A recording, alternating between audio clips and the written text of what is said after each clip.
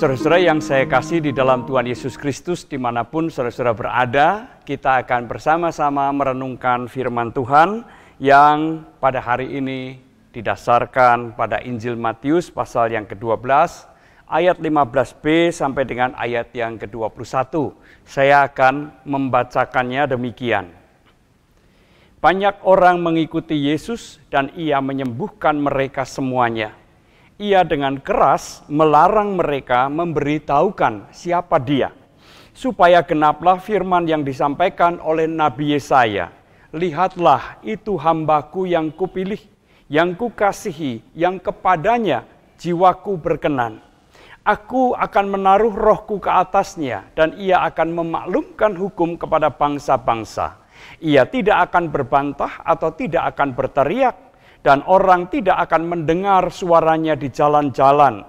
Buluh yang patah terkulai tidak akan diputuskannya, dan sumbu yang pudar nyalanya tidak akan dipadamkannya, sampai ia menjadikan hukum itu menang, dan padanyalah bangsa-bangsa akan berharap. Nas kita akan terambil dari ayat yang ke-16, bunyinya demikian. Ia dengan keras melarang mereka memberitahukan siapa dia. Saudara-saudara yang saya kasihi di dalam Tuhan Yesus Kristus, popularitas itu merupakan salah satu yang banyak dikejar oleh orang. Ya. Banyak orang ingin populer. Memang aneh sih, setelah populer lalu kemana-mana pakai topi, pakai kacamata hitam. Tujuannya apa? Supaya tidak dikenal. Loh, dulu mencari keterkenalan, setelah terkenal justru sekarang ditutup-tutupi supaya orang tidak mengenal dirinya. Nah, saudara yang saya kasihi, pengejaran popularitas itu tidak hanya terjadi di dunia entertainment, tidak hanya dikejar oleh para calon selebritis, tetapi juga di dalam pelayanan gerejawi, di dalam pelayanan keagamaan. Popularitas juga seringkali menggoda para pelayan untuk berlomba-lomba mendapatkannya. Karena ada anggapan bahwa pelayanan yang berhasil itu akan menghasilkan popularitas, dan popularitas akan makin meningkatkan keberhasilannya. Lalu dengan mudah juga dikaitkan bahwa popularitas itu menunjukkan kualitas. Apakah memang demikian? Ya bisa saja, ya, tapi toh tidak selalu demikian. Artinya belum tentu popularitas itu terkait dengan kualitas. Saudara yang terkasih dalam Tuhan Yesus Kristus, justru Tuhan Yesus itu tidak mengejar, tidak mencari popularitas. Itu sebabnya mengapa dia melarang orang-orang yang telah mengalami pertolongannya untuk memberitahukan tentang siapa dia. Jangan menyebarkan informasi apapun tentang dirinya dan pekerjaannya. Itu membuat kita heran. Loh, kalau mau cari pengikut ya harus populer dong. Ya harus disebarkan keajaibannya, hebatnya, kekuatannya, dan sebagainya, dan seterusnya. Saudara yang terkasih dalam Tuhan Yesus Kristus, menurut saya paling tidak ada 3 alasan kenapa Tuhan Yesus melarang orang-orang atau murid-muridnya untuk memberitahukan tentang siapa dia dan apa yang dikerjakannya. Yang pertama, kerajaan Allah yang dihadirkan melalui dan di dalam pelayanan Tuhan Yesus itu seperti ragi yang mengkamirkan seluruh adonan. Yesus bekerja di dalam senyap dan orang akan kemudian melihat buah-buahnya. Ia tidak membutuhkan popularitas karena kerajaan Allah itu sendiri bekerja di dalam senyap. Kita bisa membaca, memperhatikan nyanyian hamba Yahweh atau hamba Tuhan yang juga menjadi bagian dari bacaan kita tadi. Jelas sekali dikatakan hamba Tuhan ini tidak berteriak, tidak akan terdengar suaranya di jalan-jalan, ya, tidak akan berbantah dan sebagainya seterusnya. Intinya adalah bahwa hamba Tuhan ini tidak mencari popularitas sama sekali. Tetapi yang dikerjakan adalah pekerjaan Tuhan. Ya. Pekerjaan Allah sendiri. Itu yang pertama. Yang kedua, saudara yang terkasih, popularitas tidak akan membantu pekerjaan Yesus. Kenapa demikian? Karena jika ia semakin populer, semakin banyak orang mengerumuni dia. Dan semakin banyak orang yang ada di sekitarnya, tentu saja orang-orang ini bukan mengerumuni Tuhan Yesus dengan kepala dan hati yang kosong. Mereka tentu punya harapan dan bahkan punya tuntutan. Saudara yang terkasih dalam Tuhan Yesus Kristus, apa yang menjadi harapan, apa yang menjadi tuntutan mereka, belum tentu sejalan dengan misi Tuhan Yesus, dan itu kemudian terbukti. Bahkan para muridnya pun tidak mengerti, tidak memahami apa yang sesungguhnya menjadi misi dari Tuhan Yesus. Saudara yang terkasih di dalam Tuhan Yesus Kristus, itu sebabnya popularitas bisa menjadi persoalan di dalam pelayanan Tuhan Yesus. Karena orang-orang yang ada di sekitarnya akan terus menuntut supaya apa yang menjadi harapan mereka dipenuhi, dilakukan oleh Tuhan Yesus. Sehingga Tuhan Yesus akan dipaksa melakukan apa yang mereka harapkan, bukan apa yang Allah kehendaki. Itu sebabnya mengapa Tuhan Yesus tidak mencari popularitas.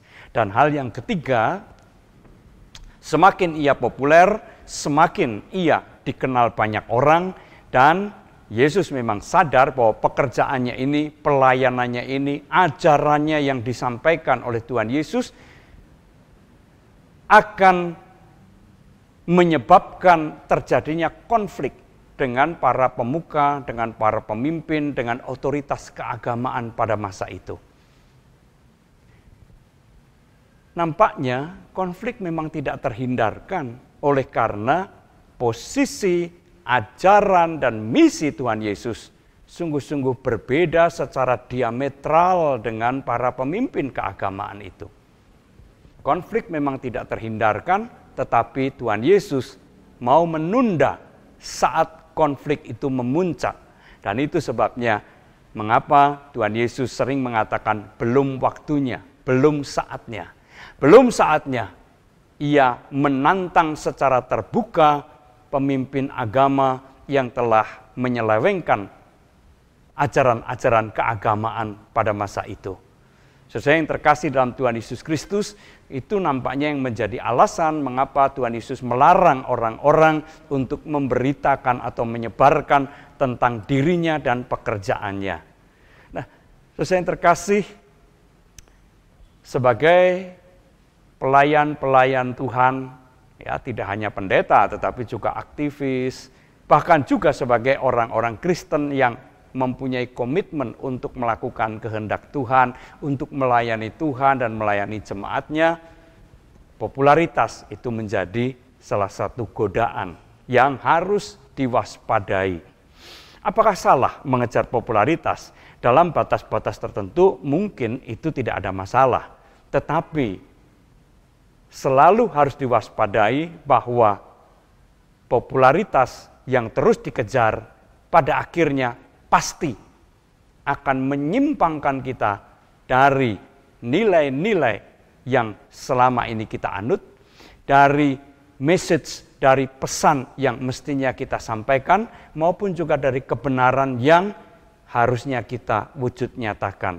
Demi popularitas, semua itu bisa dikorbankan, bisa dipinggirkan. Oleh karena itu, berhati-hatilah dengan popularitas. Yang kedua, saudara yang saya kasihi, nasihat klasik yang mengatakan the song, not the singer. Nyanyiannya harus lebih penting daripada penyanyinya. Karena nyanyian itu mengandung pesan. Pelayanannya harusnya lebih penting dari pelayannya. Saudara yang terkasih dalam Tuhan Yesus Kristus, tidak berarti bahwa pelayan atau orangnya itu tidak penting sama sekali. Bukan begitu. Tetapi di dalam pelayanan, berita dan kebenaran firman Tuhan seharusnya lebih utama daripada yang membawakannya, daripada yang mewujudkan atau yang menyampaikannya. Karena ketika kita mengejar popularitas, maka message atau pesan atau kebenaran seperti yang tadi saya katakan mudah sekali kemudian dikalahkan. Saudara yang terkasih di dalam Tuhan Yesus Kristus,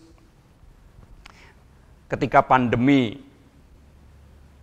menyerang kita semua, seluruh pelayanan gerejawi dilakukan secara online. Ya, kita memanfaatkan pelayanan digital. Ya.